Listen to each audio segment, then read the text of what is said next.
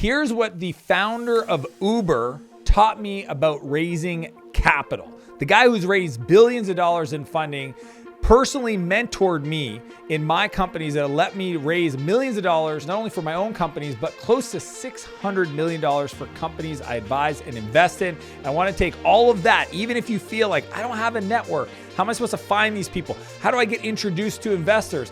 What is the process? I mean, are they really going to give me this money and it's going to go into my bank account? All of a sudden, now I have millions of dollars to invest in my company? Yes, that is how it works. If you understand this, I'm going to break it down, make it simple, and teach you the tactics that nobody's ever shared with you before about raising capital for your startup. Number one, here's how to get investors even if you have no network whatsoever. When I moved to San Francisco, I was 28. I didn't know a soul, not a friend, not a colleague. I just moved there because I wanted to learn everything there was about building software. That was my passion. I wanted to see if any of my crazy ideas would hold water with some of the smartest entrepreneurs in the world. And here's what I learned. Literally the best of the best move there. They execute, they network, they collaborate. And one of the things that was fascinating is watching these 20-year-olds raise millions of dollars for their ideas. Sometimes it was a napkin sketch, right? And I'd go to these coffee shops and meet these people and they're like, yeah, we just raised $15 million. I'm like, how? And they would tell me, and I'm like, that's crazy. Or another entrepreneur would be like, yeah, we just raised $7 million. I'm like, I don't get how you've done this. And then eventually I started my own company, Flowtown, and my co-founder and I, Ethan, said, you know what? Maybe we should raise some money.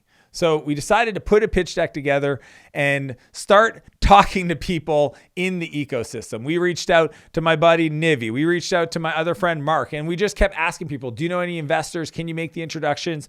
And we started having conversations. And quickly I realized that investors don't want to hear from you. They don't want to be pitched. They want to be introduced to you. And it's a big idea. Here's how it works. So when you're out there and you're trying to raise money, instead of cold emailing all these investors with like, this is the best startup and here's my pitch, here's how we're going to make $1 billion. What you want to do instead is get introduced to these investors through their trusted networks. My favorite way to do this, and I learned this from my buddy Tim, is you want to ask for advice and get an introduction.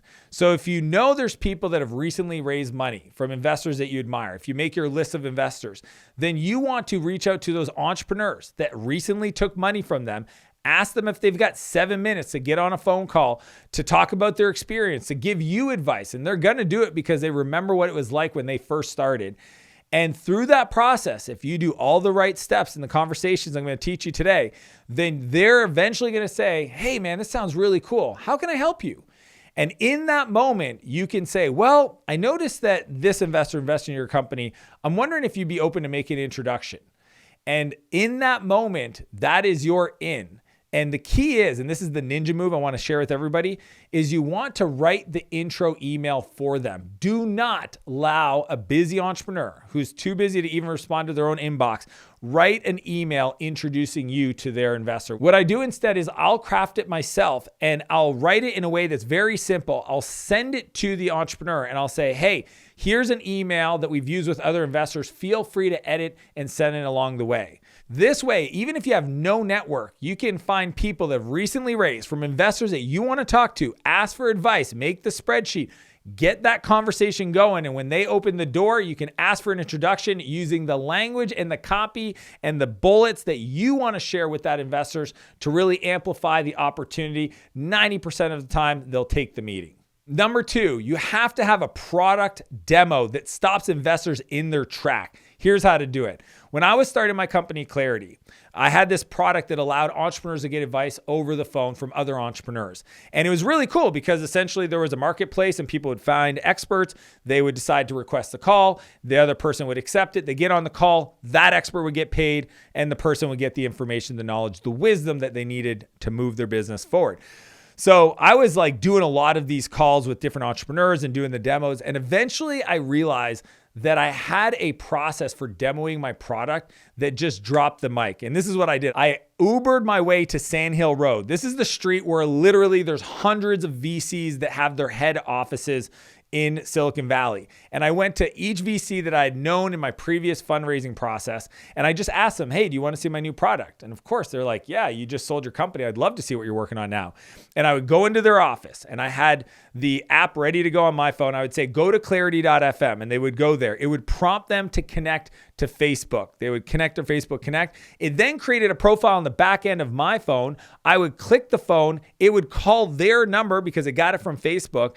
And then they would answer and they would hear, Clarity calling, you have a request from Dan Martell. Click 1 to accept or 2 to deny, 1 to accept. And as soon as they did that, I would leave the room. I would go into the conference room and I'm talking to them on Clarity through their phone, and I would pitch them what my vision was. I would tell them about how I think it could allow all these social media influencers to monetize their audience, their attention, to create a new economy, a wisdom economy, to really unlock all this potential, these people that have experience and knowledge on how to do stuff with those that don't. And I do this call, I talk about the market size and the product and the team and everything and all the traction.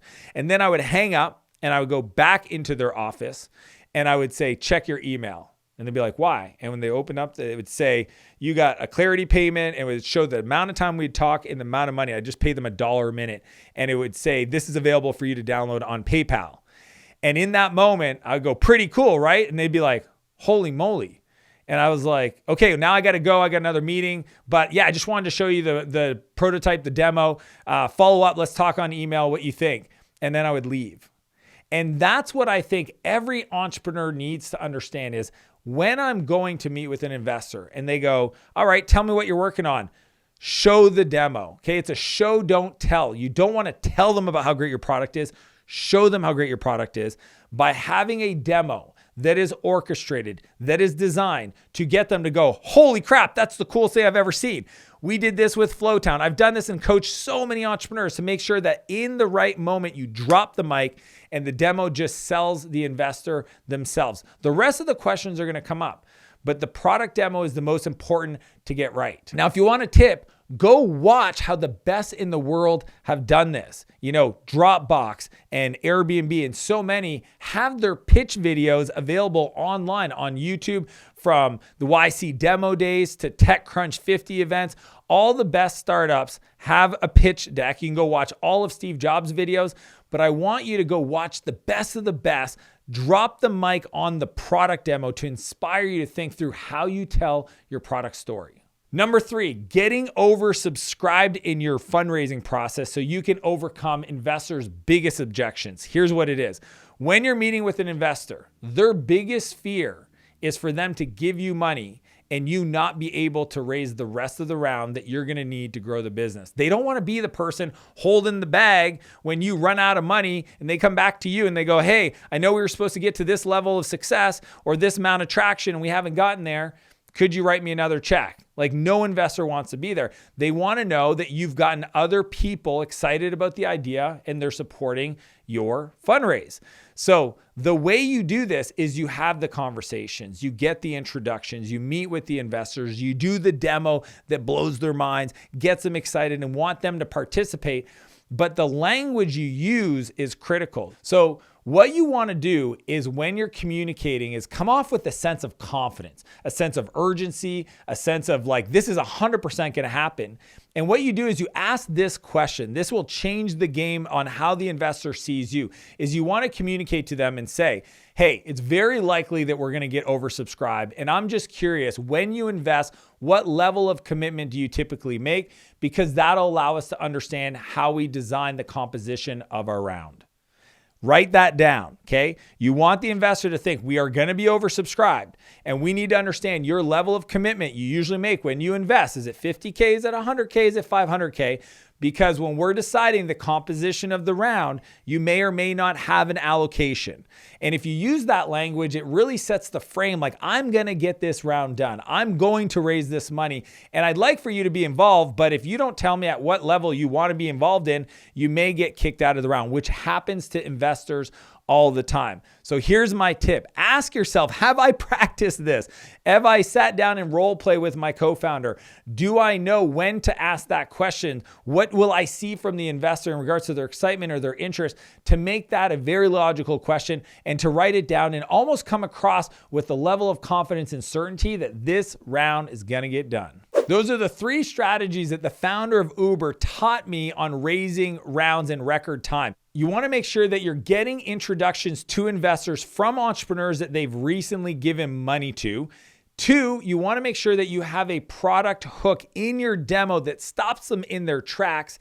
And 3, you want to make sure that you oversubscribe or communicate that so that investors get their biggest objection handled. If you like this video, be sure to subscribe to my channel or click the link below to get some free training. It's called Fundraising Like a Pro, where I unpack the 3 phases of fundraising. It's absolutely free. It's my gift to you, and it's going to help you to understand how to build that CRM, that spreadsheet to track all the investors and the introductions and the composition of the round, and to make sure that you go into fundraising mode with momentum, and most importantly, that you close with persistence to get everything done. Be sure to check out that training. It's my gift to you. And as per usual, I want to challenge you to live a bigger life and a bigger business. I'll see you next Monday.